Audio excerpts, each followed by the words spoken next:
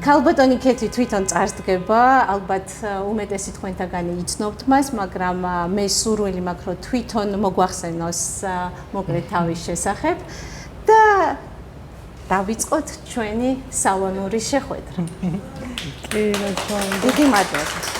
მადლობა ნანუკა, პირველ რიგში მართლა დიდი პრივილეგია გულწრფელად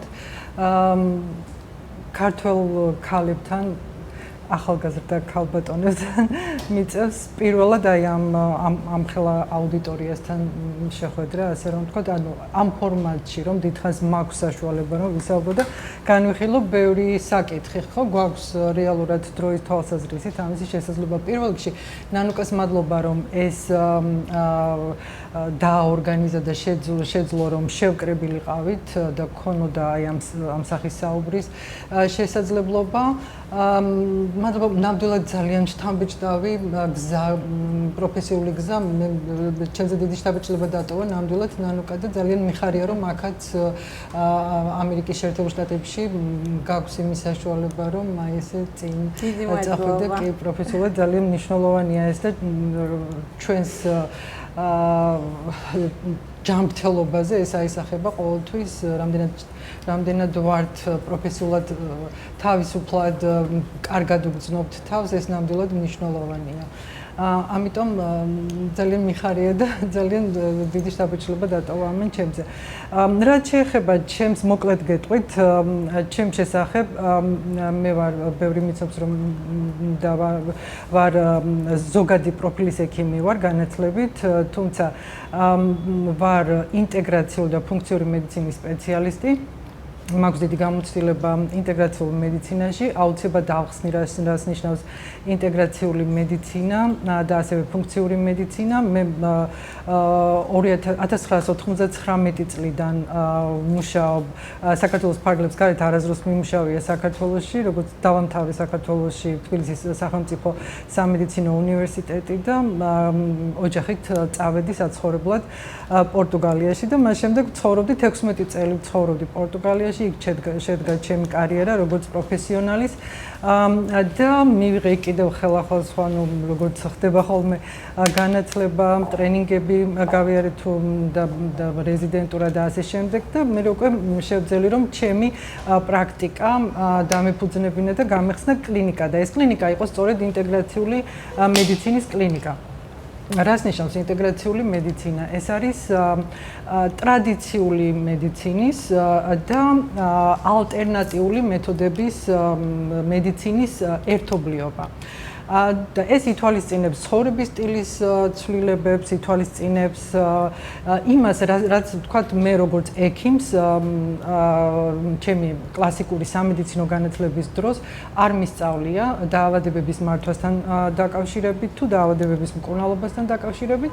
ეს შეიძლება იყოს როგორც უკვე ვთქვით, ცხოვრების სტილის ცვლილებები, ეს შეიძლება იყოს ნუტრიციოლოგია, შეიძლება იყოს აკუპუნქტურა, მე ვარ ასევე სერტიფიცირებული დიპლომირებული ექიმი აკუპუნქტურისტი და ეს ამიტომაც იყო ჩემთვის მნიშვნელოვანი რომ მქონდა ჩემი კერძო პრაქტიკა, რომ აი ორივეს უთავსებდი იმ პერიოდში სამედიცინო აკუპუნქტურას, რამაც საოცარი შედეგები მომცა და როდესაც ვნახე ეს შედეგები ძალიან დიდი ენთუზიაზმით ვაგრძელებდი მუშაობას და პაციენტების მიღებას, იმიტომ რომ ისეთი სერიოზული შოკი მქონდა, როდესაც ვნახე რომ ყოველგვარი ფარმაცევტული პრეპარატის გარეშე შეიძლება რომ ტკივილი მოეხსნეს ადამიანს, მწვავე ტკივილი, საჯდომი ნერვის ტკივილი, პაციენტები რომლებიც მოდიოდნენ ჩემთან კლინიკაში და მანამდე სხვა კლინიკებში, სადაც ვმუშაობდი იგივე მეთოდით, რომლებსაც არ შეეძლო დამოუკიდებლად გადაადგილება, გადიოდნენ კლინიკიდან თავისი ფეხით, ხო?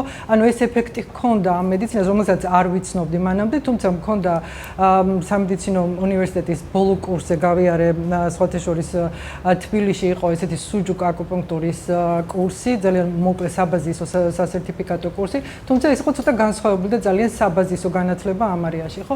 მოკლედ აკუპუნქტურა ბევრი რომ არ გავაგრძელოთ, არის ერთ-ერთი ნაწილი აი ამ ინტეგრაციული მედიცინის.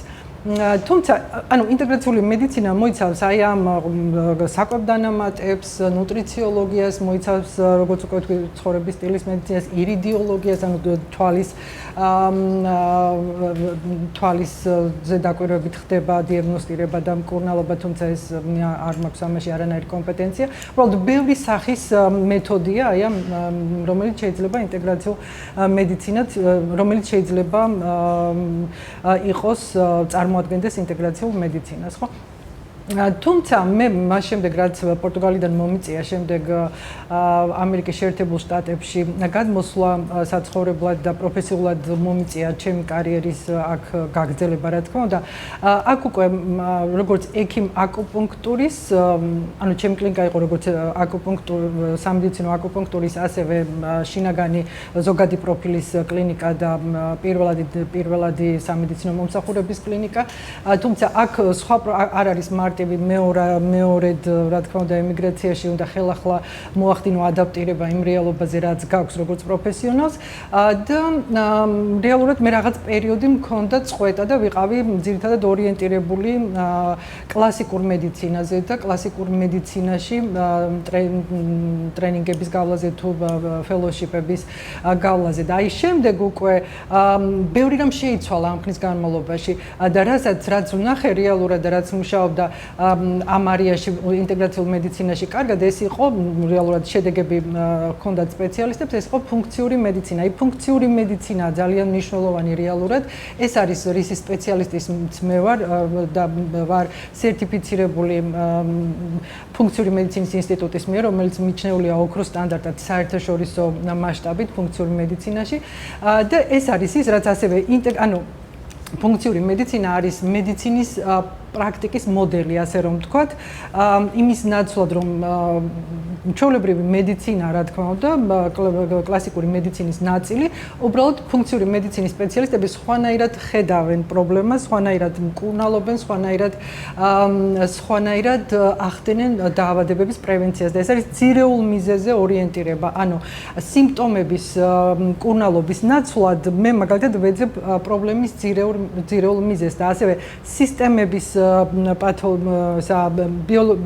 ბიოლოგიაზე გვაქვს აქცენტი გაკეთებული უჯრედულ დონეზე ვახდენთ პრობლემის შესწავლას.